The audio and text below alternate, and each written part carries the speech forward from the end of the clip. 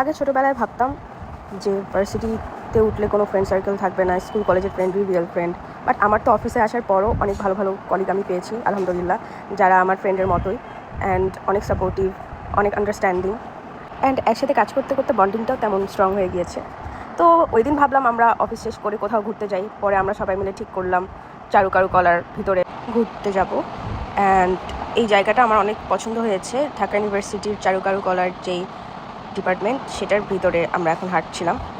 And এখানে একটা বড় লাইব্রেরির মতো একটা জায়গা আছে বসার। ওই জায়গাটাও আমার খুবই পছন্দ হয়েছে। এখানে আমরা হাঁটছিলাম, তারপরে একটু গল্প করতেছিলাম, দেন প্ল্যান করতেছিলাম যে ওইখানকার হালিম চত্বরে যাব, যেটা বেশ জনপ্রিয় অ্যান্ড ওখানকার হালিমটাও খুবই মজার ছিল।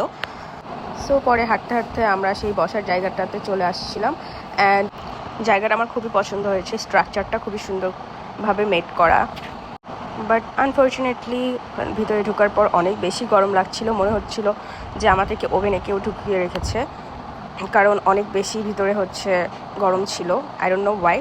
তো আমরা বেশিক্ষণ ওখানে বসে থাকতে পারি নাই, কিছুক্ষণ বসে আড্ডা দিয়ে তারপর আমরা আবার উঠে অন্য জায়গায় চলে গেলাম হালিম খাওয়ার জন্য, হালিম চত্বরে।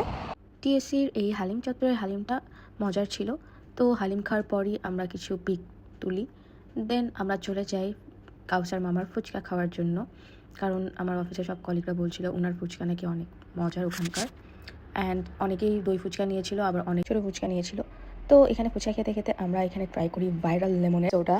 অ্যান্ড এই লেমনের সোডাটা ট্রাই করার সময় আনফর্চুনেটলি আমাদের একটা অফিসের কলিগ এটা ঠিক মতো খেতে পারি নাই, তার আগেই ফেনা চলে গেছে, কারণ এটার ফেনা থাকতেই খাওয়া লাগে, যার কারণে টেস্টটাও ভালো ছিল না। পরে আমরা আগারগাঁওতে একটা রাইড দেখে সবাই মিলে উঠি। এখানে উঠার পর অনেকেরই অবস্থা খারাপ হয়ে যায়। তো এভাবে আমরা হ্যাং আউট করি যখনই আমরা টাইম পাই অফিসের কলিগরা মিলে। তো এই ছিল আমার আজকের ব্লগ।